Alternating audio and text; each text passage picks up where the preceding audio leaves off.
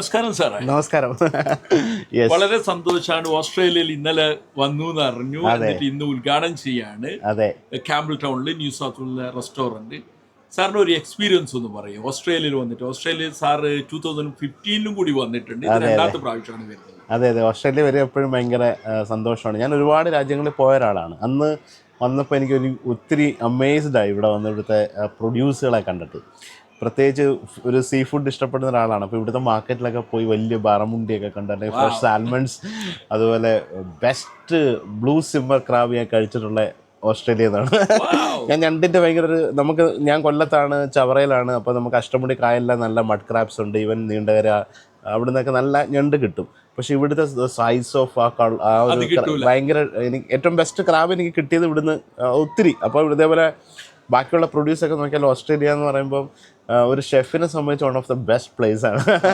ഇപ്പം എൻ്റെ ഒരു ആഗ്രഹമാണ് എപ്പോഴെങ്കിലും ഇവിടെ റെസ്റ്റോറൻ്റൊക്കെ ചെയ്യണം. അപ്പോൾ അതൊക്കെ അതാണ്.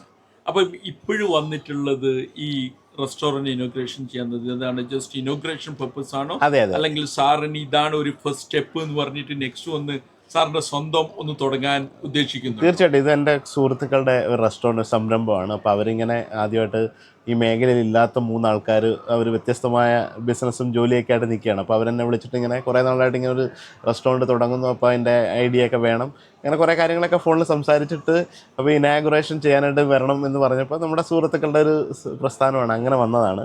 അപ്പോൾ അതിൻ്റെ പേരിൽ അതുകൊണ്ടാണ് 2 ദിവസത്തേക്കായിട്ട്, അല്ലെങ്കിൽ 2 ദിവസമായിട്ട് ഓസ്ട്രേലിയയിൽ ആരും ഇല്ല. യെസ്, ഞാനും ഒരു ബിസി ഷെഡ്യൂളിൽ പൊയ്ക്കൊണ്ടിരിക്കുന്ന ഒരാളാണ്. സാറിൻ്റെ ജേണി തുടങ്ങിയത് എന്നാണ്?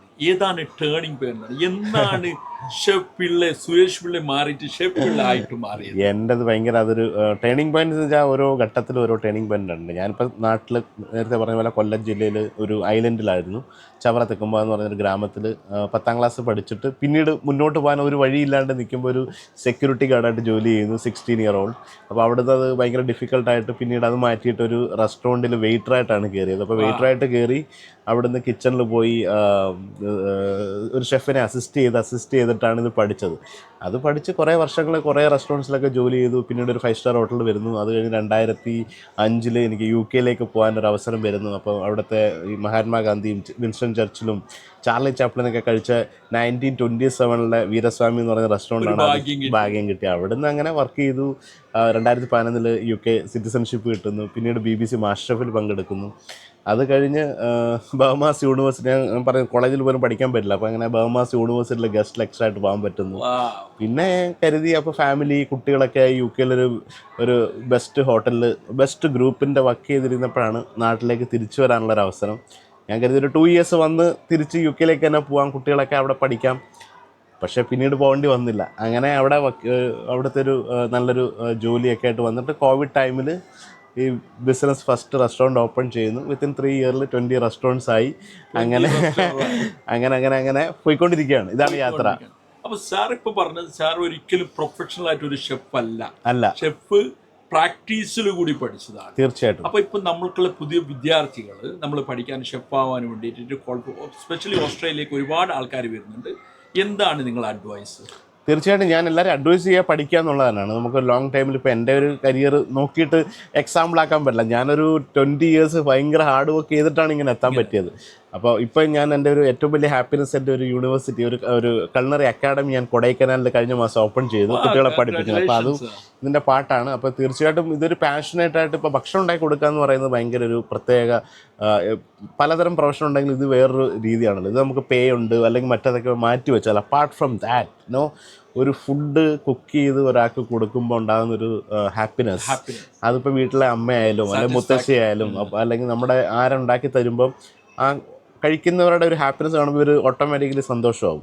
അപ്പോൾ അത് ഒരു ബിസിനസ്സോ അല്ലെങ്കിൽ റെസ്റ്റോറൻറ്റോ എന്നൊക്കെ ഉപരി, അപ്പോൾ ഇത് അങ്ങനെ ഒരു കുക്ക് ചെയ്യാൻ ഒരു പാഷനുള്ള ഒരാൾക്ക് ഈ മേഖലയിലേക്ക് വന്നാൽ അൺലിമിറ്റഡ് ഓപ്പർച്യൂണിറ്റിയാണ്. അപ്പോൾ ഒരുപാട് പേരിപ്പോൾ ഇത് വലിയ ഒരു പ്രൊഫഷനായിട്ട് മാറ്റി. ഒരു 10-15 ഇയേഴ്സ് മുമ്പ് ഷെഫ് എന്നൊക്കെ പറഞ്ഞാൽ പേര് പോലും മലയാളിക്ക് അറിയില്ലായിരുന്നു, പാചകക്കാരൻ അങ്ങനെയൊക്കെ ഒരു വരും. പക്ഷേ ഇപ്പോൾ അങ്ങനെയല്ല, ഒരു വളരെ റെസ്പെക്റ്റഡ് ആയിട്ടുള്ള ജോലിയാണ് യൂറോപ്പിലും അമേരിക്കയിലൊക്കെ, പ്രത്യേകിച്ച് അവിടെ എല്ലായിടത്തും. അപ്പോൾ ഒരു വലിയ ഒരു ഓപ്പർച്യൂണിറ്റിയും ഒത്തിരി ഒരു ലോങ് കരിയറാണ് എൻ്റെ ഏറ്റവും വലിയ പ്രത്യേകത.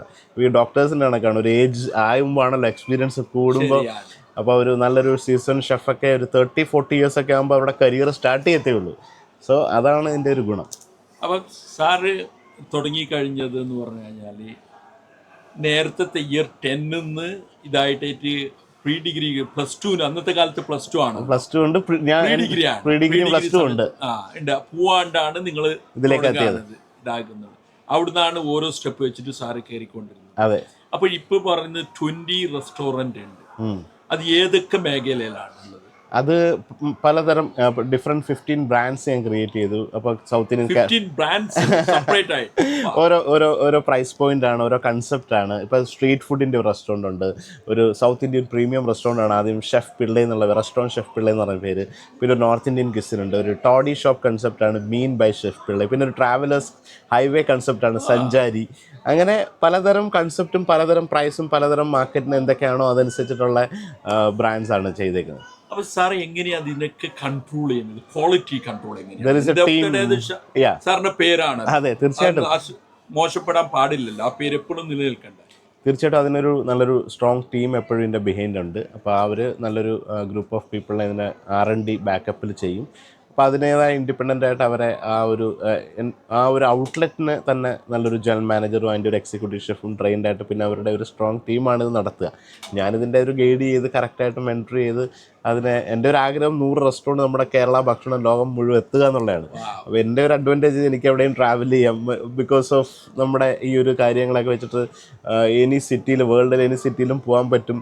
അപ്പോൾ അവിടെ എല്ലാം നമ്മുടെ ഭക്ഷണം എത്തുക എന്നുള്ളതാണ് എൻ്റെ ഒരു ആഗ്രഹം. അപ്പോൾ ആ ഒരു യാത്രയിലാണ്. അപ്പം ഈ പറയുന്ന ആൾക്കാരൊക്കെ സാറ് ട്രെയിൻ ചെയ്ത ഷെഫാണോ? തീർച്ചയായിട്ടും അതെ. എല്ലാം നമ്മുടെ ഒരു ഇപ്പം നമ്മളിപ്പോൾ 4 year ആയി, അറൗണ്ട് 1000 എംപ്ലോയീസ് ആയി. അപ്പോൾ അതിനകത്ത് തന്നെ ഒരു 600, ഹാഫ് ഓഫ് ദം ഷെഫാണ്. അപ്പോൾ ആ ഒരു ഗ്രൂപ്പിലേക്ക് പുതിയൊരാളെത്തുമ്പോൾ ഓട്ടോമാറ്റിക്കലി ആദ്യത്തെ ഒരു 100 പേരായിരുന്നെങ്കിൽ ഇപ്പോൾ അത് ഈ 1000-ലെത്തി. അപ്പോൾ ഓട്ടോമാറ്റിക്കലി അതൊരു കണ്ടിന്യൂസ് ആയിട്ട് പോവാണ്. അപ്പോൾ പുതിയൊരാൾ വന്നാൽ നമ്മുടെ ടീമിലെത്തുന്നു, അവർക്ക് ഓൾറെഡി ഒരു ബേസിക് ട്രെയിനിങ് ഉള്ള ഒരാളായിരിക്കും, ഇനി അല്ലെങ്കിൽ നമ്മുടെ ട്രെയിനിങ് ആയിരിക്കും. അപ്പോൾ അത് നമ്മുടെ കൂടെ എത്തി നമ്മുടെ റെസിപ്പീസും അതിൻ്റെ SOPസും അതിൻ്റെ കാര്യങ്ങളൊക്കെ സ്റ്റാൻഡർഡൈസ് ചെയ്ത് വെച്ചിട്ടുണ്ട്. അപ്പോൾ അത് കണ്ടിന്യൂ ആയിട്ട് ചെയ്യുക എന്നുള്ളതാണ്. ഇപ്പം ഒരു സാധാ ഒരു പൗരന്, ഒരു യങ്സ്റ്റേഴ്സിന് എത്ര വർഷമുണ്ട് സാർ ഒരു ക്വാളിഫൈഡ് ഷെഫ് ആവാൻ? അങ്ങനെ ഒരു സ്പെസിഫൈ ടൈമൊന്നുമില്ല. നമ്മുടെയൊക്കെ ഒരു ഓൾഡൻ ടൈമിൽ ഭയങ്കര ഒത്തിരി ലോങ് പീരീഡാണ് ഒരു പൊസിഷനൊക്കെ ചേഞ്ച് ചെയ്യാൻ. ഇപ്പോൾ ഒരു പാഷനേറ്റ് ആയിട്ടുള്ളതൊക്കെ വേഗത്തിൽ തന്നെ പറ്റും. ഇപ്പോൾ ബേസിക്കലി ഒരാൾ ഒരു +2 കഴിഞ്ഞു, ഒരു hotel management degree, 3 year culinary degree എടുക്കുന്നു. അതിൻ്റെ ഇടയിൽ ഒരു 6 month ഇൻഡസ്ട്രിയൽ ട്രെയിനിങ്, ദെൻ ഒരു 6 month on the job training, then he start as a commis 3rd എന്ന് പറയുന്നൊരു പൊസിഷൻ വരുന്നു. അത് കഴിഞ്ഞ് commis 2nd, commis 1st, demi chef de partie, sous chef, senior sous chef, head chef, executive chef, chef de cuisine, culinary director. ഇതാണ് hierarchy. ഇങ്ങനെ ഒരു ഹൈറാക്കിയാണ് ഒരു കിച്ചണിനകത്തുള്ളത്. അപ്പോൾ ഇത് അവരെത്രമാത്രം സ്കിൽഡാണ്, അവരെത്രമാത്രം അപ്ഗ്രേഡ് ആയിട്ട് ഇൻട്രസ്റ്റ് ആണെന്നുണ്ടെങ്കിൽ ഈ പൊസിഷനൊക്കെ വേഗത്തിൽ എത്താം. മിനിമം ഒരു 5 വർഷം എടുക്കും ഒരു നല്ലൊരു കൈ ഒന്ന് തെളിഞ്ഞു വരിക. പല സിറ്റുവേഷൻ ഇപ്പോൾ വേഗത്തിൽ ആർക്കും വേണം. ഇപ്പോൾ നിങ്ങൾക്ക് വേണമെങ്കിൽ റെസിപ്പി ഉണ്ടെങ്കിൽ വീട്ടിൽ ചിക്കൻ കറി ഉണ്ടാക്കാം. പക്ഷേ അത് ഡിഫറെൻറ്റ് ടൈമിൽ ഡിഫറെൻറ്റ് ഇൻഗ്രീഡിയൻസ് വെച്ച് അല്ലെങ്കിൽ ഡിഫറെൻറ്റ് സിറ്റുവേഷനിൽ ഇതൊക്കെ മാറും. അപ്പോൾ അതൊക്കെ മനസ്സിലാക്കാനായിട്ട് കിച്ചണിൽ ഒരു 5 വർഷം നമ്മളൊരു ഈ പറഞ്ഞ മൾട്ടിപ്പിൾ ഇൻഗ്രീഡിയൻസും ഭയങ്കര ബിസി പീരീഡിലൊക്കെ നമ്മൾ ഇഴകി ചേരുമ്പം ഏത് സിറ്റുവേഷനിൽ എന്തും നമുക്ക് ഉണ്ടാക്കാൻ പറ്റുന്ന ഒരു സ്കിൽ സെറ്റ് തന്നെ വരും. അപ്പോൾ ഒരു മിനിമം 5 to 7 years ആണ് ഒരു ഷെഫിൻ്റെ ഒരു മിനിമം പീരീഡ്. സാറേ, ഇപ്പം ഓസ്ട്രേലിയയിൽ ഒരു ഫ്രാഞ്ചൈസി ഞങ്ങളെ പോലത്തെ ആൾക്കാർക്ക് തുടങ്ങണമെന്നുണ്ടെങ്കിൽ റെസ്റ്റോറൻറ്റ് ഷെഫ് പിള്ളേ എന്തായിരിക്കും എസ്റ്റിമേറ്റഡ് കോസ്റ്റ്? എങ്ങനെയാണ് അത് നിങ്ങൾ മാനേജ് ചെയ്യാൻ പറ്റും? നോർമലി ഇതിൻ്റെ ഒരു കോസ്റ്റ് നമുക്കൊരു ഒരിടത്തും ഫിക്സ് ആയിരിക്കില്ല. ഡിപ്പെൻസ് ഓൺ ഇത് ഫ്രഷ് ആയിട്ട് ഉണ്ടാക്കുന്നതും ഓൾറെഡി എക്സിസ്റ്റിംഗ് ആയിട്ടുള്ള റെസ്റ്റോറൻറ്റിനെ നമ്മൾ ബിൽഡ് ചെയ്തെടുക്കുന്നതൊക്കെ ആയിട്ട് വെച്ച് കോസ്റ്റിൻ്റെ വ്യത്യാസം വരും. അപ്പോൾ നിലവിൽ ഒരു 100 seat റെസ്റ്റോറൻ്റ് ആണ്, അതിനകത്ത് ബാർ ഉണ്ടാവും അല്ലെങ്കിൽ ബാക്കിയുള്ള കാര്യങ്ങൾ, അതിൻ്റെ എല്ലാം കൂടെ ഒരു ടോട്ടൽ ഇൻവെസ്റ്റ്മെൻറ്റ് ഒരു ഫ്രാഞ്ചൈസി അല്ലെങ്കിൽ ഇൻവെസ്റ്റ് ചെയ്യുന്നവർ വരും. അതിൻ്റെ നമ്മൾ ബാക്കിയുള്ള ഓപ്പറേഷൻസ് നമ്മുടെ ടീമിനെ റിക്രൂട്ട് ചെയ്ത് കൊണ്ടുവന്നിട്ട് അത് ഓപ്പൺ ചെയ്തിട്ട് ചെയ്യുന്ന ഒരു സിസ്റ്റമാണ്. അപ്പം ശരിക്കും പറഞ്ഞാൽ റഫ്ലി പറയാൻ പറ്റുമോ? ഒരു ഐഡിയ ഉണ്ടാവുമോ?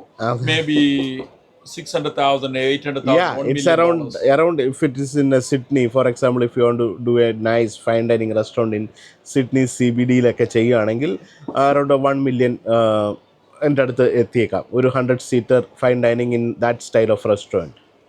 Depends on its always no change. ഇപ്പം ദുബായിൽ നമ്മൾ റെസ്റ്റോറൻറ്റ് ചെയ്യുകയാണെങ്കിൽ ഒരു ഇന്ത്യൻ മണി മേ ബി ഒരു 5 to 7 crore ആയിരിക്കാം. അത് ബാംഗ്ലൂർ ആണെങ്കിൽ ഒരു 4 crore ആയിരിക്കും. കേരളത്തിലാണെങ്കിൽ ഒരു 3 കോടിക്ക് ചെയ്യാൻ പറ്റും. ഇങ്ങനെ അത് ഡിഫറെൻറ്റ്, അത് എങ്ങനെയാണ് ചെയ്യുന്നത് അത് ഡിപ്പെൻസ് ഓൺ ഓൾറെഡി ഉള്ളൊരു എക്സിസ്റ്റിംഗ് റെസ്റ്റോറൻറ്റ് നമ്മൾ ടേക്ക് ഓവർ ചെയ്തിട്ട് മിനിമം ഇൻവെസ്റ്റ്മെൻ്റ് ഒക്കെ മതിയെങ്കിൽ ഇതിൻ്റെ കോസ്റ്റൊക്കെ മാറിയും തിരിഞ്ഞൊക്കെ ഇരിക്കും. സാറിൻ്റെ അഡ്വൈസ് എന്താണ് എക്സിസ്റ്റിംഗ് റെസ്റ്റോറൻറ്റ് ഓണേഴ്സിനും പുതുതായിട്ട് ന്യൂ കമേഴ്സിനും വരാനുള്ള അഡ്വൈസ്? എക്സിസ്റ്റിംഗ് ഓണേഴ്സിനോട് പിന്നെ പറയേണ്ട കാര്യമില്ലായിരിക്കും, അവർക്ക് അറിയാം. പുതുതായിട്ട് വരുന്നവരിപ്പോൾ ഒത്തിരി പേര് ഈ ഒരു മേഖലയിലോട്ട് വരുന്നുണ്ട്. അപ്പോൾ ഇതൊരു ഭയങ്കര ചലഞ്ചിങ് ആയിട്ടുള്ള, വെളിയിൽ നിന്ന് കാണാൻ ഏറ്റവും ഫാഷനായിട്ടുള്ളൊരു ബിസിനസ്സാണ് ഈ റെസ്റ്റോറൻറ്റ്. കാരണം being A restaurant is very nice. ഫ്രണ്ട്സും ഫാമിലീസും ഒക്കെ അവർക്കൊക്കെ ട്രീറ്റ് ചെയ്യാം, അവരെയൊക്കെ വിളിക്കാം. അപ്പോൾ അങ്ങനെയൊക്കെ വന്ന് കഴിക്കുമ്പോൾ ഒരു സൊസൈറ്റിയിൽ ഭയങ്കര പേരാണ് നല്ലൊരു റെസ്റ്റോറൻറ്റ് ഉണ്ട്. അപ്പം ഓട്ടോമാറ്റിക്കലി ഒരു ഭയങ്കര കണക്റ്റഡ് ആവുന്ന എല്ലാ സമൂഹത്തിലെ നാനാ തുറയിലുള്ള ആൾക്കാർ വരുന്നതാണല്ലോ ഒരു റെസ്റ്റോറൻറ്റിൽ. അപ്പോൾ അവരൊക്കെ ആയിട്ടുള്ളൊരു ബന്ധം ഭയങ്കര രസമാണ്. പക്ഷേ ഇതിൻ്റെ ഒരു ബാക്ക് സൈഡ് എന്ന് പറയുന്നത് ഓപ്പറേഷൻ 365 days നമ്മളുടെ ഉത്തരവാദിത്വം ഉള്ളതാണ്. 24 hours. ഇത് ഒരു പ്രൊഡക്റ്റ് അല്ല, ഇത് എവറി ഡേ ഫ്രഷ് ഇൻഗ്രീഡിയൻസ് വാങ്ങി. ഇപ്പോൾ ഇന്നലെ ഉണ്ടാക്കിയതൊന്നും ഇന്ന് കൊടുക്കാൻ പറ്റില്ലല്ലോ. അപ്പോൾ ഇന്ന് കിട്ടുന്ന മീനാണ്, ഇന്ന് കിട്ടുന്ന പച്ചക്കറികളാണ്, ഇതിനെ വെച്ച് ഫ്രഷ്ലി കുക്ക് ചെയ്തൊരു പലതരം ഇൻഗ്രീഡിയൻസിനെ ആയിട്ടൊരു ഫൈനൽ പ്രൊഡക്റ്റാക്കി സെർവ് ചെയ്ത് ഹാപ്പി ആക്കി പോകണം. അപ്പോൾ ഭക്ഷണം കഴിപ്പിക്കുക എന്ന് പറയുന്നത് ഭയങ്കര അത്ര എല്ലാവരും ഒരു വീട്ടിൽ ഇപ്പോൾ ഒരു അമ്മ ഉണ്ടാക്കുന്ന ഭക്ഷണം 5 മക്കൾക്ക് ഇഷ്ടപ്പെടണമെന്നില്ല. അപ്പോൾ അത്രയും ആൾക്കാരെ ഹാപ്പി ആക്കി ഡെയിലി കൊണ്ടുപോവുക എന്ന് പറയുന്നത്, ഇത്രയും ഒരു ടീമിനെയൊക്കെ മാനേജ് ചെയ്യുക എന്ന് പറയുന്നത് ഒരു വലിയൊരു അധ്വാനവും വലിയൊരു സമ്മർദ്ദമുള്ളതാണ്. അപ്പോൾ അതൊക്കെ അതിജീവിക്കാൻ പറ്റുന്നവരാണ് ഇതിലേക്ക് വരേണ്ടതും. നേരത്തെ പറഞ്ഞ പോലെ വളരെ ഇതിനകത്ത് ഫീഡ് ചെയ്യാൻ താല്പര്യമുണ്ട്. നേരത്തെ ഒരു കുക്ക് ചെയ്യാൻ താല്പര്യമുള്ള ഷെഫ് ആവണമെങ്കിൽ പാചകിക്കാൻ താല്പര്യം വേണം. ഇപ്പോൾ ഈ ഒരു ബിസിനസ് എന്ന് വെച്ചാൽ ആളുകളെ സെർവ് ചെയ്യാൻ, ഇപ്പോൾ നമ്മളുടെ ഒരു ബേസിക് അതിൻ്റെ പറയുന്ന ഗസ്റ്റ് ഈസ് ഗോഡ് എന്നാണ് നമ്മളൊക്കെ പറയുക, അതിഥി ദേവോ ഭവ. അപ്പോൾ അതെന്തായാലും ഗസ്റ്റ് ഈസ് ഓൾവേസ് റൈറ്റ്. അപ്പോൾ ആ ഒരു ആറ്റിറ്റ്യൂഡ് ആയിരിക്കണം. അവരുടെ ഭാഗത്ത് തെറ്റുണ്ടെങ്കിലും സർ നിങ്ങളാണ് ശരി, ഇപ്പോൾ ചിക്കൻ കറി കൊടുക്കുക. അപ്പോൾ ഈ ഒരു മേഖലയിൽ വരുന്നവർക്ക് അങ്ങനെ ഒരു ഹോസ്പിറ്റാലിറ്റി ഇൻബിൽട്ടായിട്ട് വന്നാൽ, അതുപോലെ നല്ല പാഷനേറ്റായിട്ട് ഇതിനകത്ത് നിൽക്കാൻ പറ്റിയാൽ it's A very good business. പക്ഷേ ഓൾവേസ് ആ ഒരു പ്രഷർ ഉണ്ടല്ലോ. അപ്പോൾ ഭക്ഷണം കഴിപ്പിക്കുക എന്ന് പറഞ്ഞപ്പോൾ ഒരു മൂഡ് അനുസരിച്ചിട്ടാണ്. ഇപ്പോൾ ഇന്ന് കൊടുത്ത നല്ല ഒരേ റെസിപ്പിയിലുള്ള chicken curry, if you are in a happy mood with good friends and നല്ല വൈബിൽ നിങ്ങൾക്ക് ഭയങ്കരമായിട്ട് ഇഷ്ടപ്പെടും. സെയിം ടൈം അതേ ഗസ്റ്റ് വേറൊരു സ്ട്രെസ്ഫുൾ ആയിട്ടുള്ളൊരു ഡേയിൽ, may be some issues in the office, may be in the family, പുള്ളി വന്ന് കഴിക്കുമ്പോൾ ആ ചിക്കൻ കറി ചിലപ്പോൾ അതേ ഫീൽ ആവണമില്ല. അപ്പോൾ അതേപോലെ മൾട്ടിപ്പിൾ ആൾക്കാർ ഒരു ദിവസം വരുമ്പോൾ ഇതൊക്കെ പല കംപ്ലയിൻസ് ഉണ്ടാവും, പല കാര്യങ്ങളുണ്ടാവും. അപ്പോൾ ഇതൊക്കെ മാനേജ് ചെയ്യാൻ പറ്റണം ആളുകളെ. അപ്പോൾ ഒരു നല്ല ഫുഡാകുമ്പോൾ ഡയറക്റ്റ് ആ സ്പോട്ടിൽ റെസ്പോൺസാണ്. ഇപ്പോൾ നിങ്ങളൊരു പ്രൊഡക്റ്റ് ഉണ്ടാക്കി, ഒരു ഡിസൈനർ ഷർട്ടാണ്, അതൊക്കെ ആയി വീട്ടിൽ കൊണ്ടുപോയി ചിലപ്പോൾ ഒരാഴ്ച കഴിഞ്ഞിട്ടായിരിക്കും പിന്നെ പറയുക കാര്യങ്ങളൊക്കെ ഫിക്സ് ചെയ്യുക. അതേപോലെ അല്ലല്ലോ ഭക്ഷണം കൊടുക്കുക. അപ്പോൾ ഡെഫിനറ്റ്ലി ഒരു മേഖലയിലേക്ക് വരാൻ താല്പര്യമുള്ളവർ തീർച്ചയായിട്ടും ഒരു ഫ്രഷർ ആണെങ്കിൽ ഐ വിൽ അഡ്വൈസ് ഒരു ഗോ ബാക്ക്, ഒരു കഫേയിലോ അല്ലെങ്കിൽ ഈവൻ റെസ്റ്റോറൻറ്റിലോ ഒരു 2-3 months ഒക്കെ വർക്ക് ചെയ്യുമ്പോൾ നമുക്ക് മനസ്സിലാവും, എനിക്ക് ചെയ്യാൻ പറ്റും, ജോലി ചെയ്യാൻ പറ്റുന്നില്ല എങ്കിൽ പിന്നെ നിങ്ങളുടെ അല്ലിത്. സാർ ഇപ്പോൾ കറിയ ഹൗസ് ക്യാമ്പിൾ ടൗണിലുള്ള കറിയ ഹൗസ് ഇനോഗ്രേഷനാണ് വന്നിട്ടുള്ളത്. അപ്പോൾ സാറാണല്ലോ ഇനോഗ്രേഷൻ. അപ്പോൾ എല്ലാവരും ഞങ്ങൾക്ക് മനസ്സിൽ ഇത് സാറിൻ്റെ ആണ്, സാറ് തുടങ്ങി ആ ടേസ്റ്റ് ഞങ്ങൾ പ്രതീക്ഷിക്കുന്നുണ്ട്. അപ്പം ഇതിലുള്ള ഷെഫിനൊക്കെ സാറ് ട്രൈൻ ചെയ്തിട്ടുണ്ടോ? ഇവിടെ നടക്കുന്നുള്ളതൊന്ന് ക്വാളിറ്റി ചെക്ക് ചെയ്തോ? ഇല്ലില്ല, ഞാൻ ആ ഒരു ഇനാഗുറേഷൻ ഒരു ഗസ്റ്റ് എന്ന നിലയിൽ വന്നത് തന്നെയാണ്. അപ്പോൾ ഇതൊരു ടീം ഓൾറെഡി അവർ ട്രെയിൻഡ് ചെയ്ത് വന്നതാണ്. അപ്പം അത് ജസ്റ്റ് ഇന്നലെ വന്നതാണല്ലോ. അപ്പം അത് അവർ ഇപ്പോൾ ഇതുപോലെ ഒരു മേഖലയിൽ ഇല്ലാത്ത 3 പാഷനേറ്റ് ആയിട്ടുള്ള ആൾക്കാർ ചെയ്തതാണ്. അപ്പോൾ എനിക്ക് അവരുമായിട്ട് ഒത്തിരി തവണ വിളിക്കുമ്പം അവരുടെ പാഷൻ എനിക്ക് മനസ്സിലായതുകൊണ്ടാണ് ഞാൻ അവരെ ഇത് ഇനാഗ്രേഷൻ ചെയ്യാൻ വേണ്ടി വന്നത്. തീർച്ചയായിട്ടും അതാദ്യം ചിലപ്പം ഒരു ബിസിനസ്സിൽ തുടക്ക നിലയിൽ പല പ്രശ്നങ്ങളും, ഇപ്പോൾ എക്സ്പീരിയൻസ് ഉള്ള ഞാൻ തുടങ്ങിയാലും ആദ്യമൊക്കെ ഇഷ്യൂസ് ഉണ്ടാവും. അപ്പോൾ അതൊക്കെ അവർ ഓവർകം ചെയ്ത് ബെസ്റ്റാക്കി ഗസ്റ്റിൻ്റെ പലതരം ഫീഡ്ബാക്സ്, ഇപ്പോൾ പലതരം സ്പൈസ് ലെവലുള്ള ആൾക്കാരായിരിക്കും. അപ്പോൾ നമുക്കൊരു ഇതൊക്കെ മനസ്സിലാവണമെങ്കിൽ ഒരു അറ്റ്ലീസ്റ്റ് ഒരു 4 to 8 weeks ഒക്കെ കഴിയും. ഒരു 1000-2000 ഗസ്റ്റിനെ സെർവ് ചെയ്ത് അതിൻ്റെ ഒരു ഡാറ്റ അനലൈസ് ചെയ്യുമ്പോൾ ഇന്ന ഡിഷിന് ഇത്ര സ്പൈസ് ഭയങ്കര പ്രശ്നമാണ്. ഇപ്പോൾ ഒരു ഓസ്ട്രേലിയയിൽ വന്ന കുറേ ആൾക്കാർ ഉണ്ടാവും, ഇവിടുത്തെ ലോക്കൽ ആൾക്കാരുണ്ടാവും, ഇവിടെ ഒത്തിരി നാളായിട്ട് മൈഗ്രേറ്റ് ആയിട്ടുള്ളവരുണ്ടാവും. അപ്പോൾ ഇവരുടെ എല്ലാവരുടെയും ഒരു കോമൺ ഒരു രുചിയുണ്ട്. ആ രുചിയിലേക്ക് എത്തണം ഓരോ ഡിഷും. അത് ചിലപ്പം ആദ്യത്തെ തവണ തന്നെ എത്തണമെന്നില്ല. ചില ഡിഷുകൾ നമ്മൾ very typical Kerala authentic food ഉണ്ടാക്കാം. ആ ഒരു സ്പൈസ് ലെവൽ ഇവിടെ ഒരു 20 വർഷമായ ഒരു ഓസ്ട്രേലിയൻ ഫാമിലിക്ക്, മലയാളി ആയാൽ പോലും ചിലപ്പോൾ പറ്റണമെന്നില്ല. അപ്പം അതൊക്കെ ആ ഒരു ഫീഡ്ബാക്ക് ഒക്കെ എടുത്ത് അത് ഇമ്പ്രൂവ് ചെയ്ത് വരാനായിട്ടൊരു ടൈം നമ്മളിവിടുത്തെ ലോക്കൽ ഗസ്റ്റും കൊടുക്കണം ഒരു സ്ഥാപനത്തിൽ. ലോക്കൽ നെയ്ബർഹുഡ് റെസ്റ്റോറൻറ്റിനെ എങ്ങനെയാണ് സപ്പോർട്ട് ചെയ്യേണ്ടത്. ഓക്കെ, അപ്പോൾ അവർ ഇത്ര എഫർട്ടൊക്കെ ഇട്ട് ചെയ്യുമ്പോൾ നമുക്കൊരു വൺ ഓഫ് ടൈം നമ്മുടെ ഒരു നൊസ്റ്റാൾജിക്കൊക്കെ ഭക്ഷണം കഴിക്കാൻ വരുമ്പോൾ മേ ബി ആദ്യത്തെയോ രണ്ടാമത്തെയോ വിസിറ്റിലൊക്കെ ചിലപ്പോൾ 100% സാറ്റിസ്ഫാക്ഷൻ ഉണ്ടാവണമെന്നില്ല. But by the time multiple ആൾക്കാരുടെ ഫീഡ്ബാക്കൊക്കെ കിട്ടി അത് തന്നെ ഫൈൻ ചെയ്ത് അങ്ങനെയാണ് റെസ്റ്റോറൻറ്റ് ബിൽഡായി നല്ല ഒരു നോട്ട് ഫ്രം ഡേ വൺ. ഇപ്പോൾ പണ്ടൊക്കെ നമ്മളെന്ന് വെച്ചാൽ നമ്മൾ എത്രയോ ഇതേപോലെ അങ്ങനെ റെസ്റ്റോറൻറ്റിന് ടൈം കിട്ടുമായിരുന്നു. ഇന്ന് ആ ടൈം നമ്മൾ കൊടുക്കില്ല. എല്ലാവരും ഡേ വണ്ണിൽ ഏറ്റവും ബെസ്റ്റ് എക്സ്പെക്ട് ചെയ്താണ് വരിക. അപ്പോൾ ഇതൊക്കെ അതിൻ്റെ ബാക്ക് എൻഡിലെ ചലഞ്ചുകളാണ് ഓരോ റെസ്റ്റോറൻറ്റ്സ് ഫേസ് ചെയ്യുന്നതാണ്. അപ്പോൾ നമ്മളൊരു ടൈം അവർക്ക് കൊടുക്കുക. അതാണ് ചില റെസ്റ്റോറൻറ്റ്സൊക്കെ പെട്ടെന്ന് ക്ലോസ് ആയി പോകുന്നതും. അവരൊരിക്കലും ക്ലോസ് ചെയ്യാൻ വേണ്ടിയില്ല. നല്ല ഫുഡ് കൊടുക്കണം, നല്ല സർവീസ് കൊടുക്കണം, നല്ല ആംബിയൻസ് കൊടുക്കണം, നല്ലൊരു എക്സ്പീരിയൻസ് കൊടുക്കണം എന്നാഗ്രഹിച്ചാൽ ഇവരെല്ലാവരും തുടങ്ങുക. എൻ്റെ ഇടയിൽ ഇങ്ങനെയൊക്കെയുള്ള സംഭവങ്ങളും ഉണ്ട്.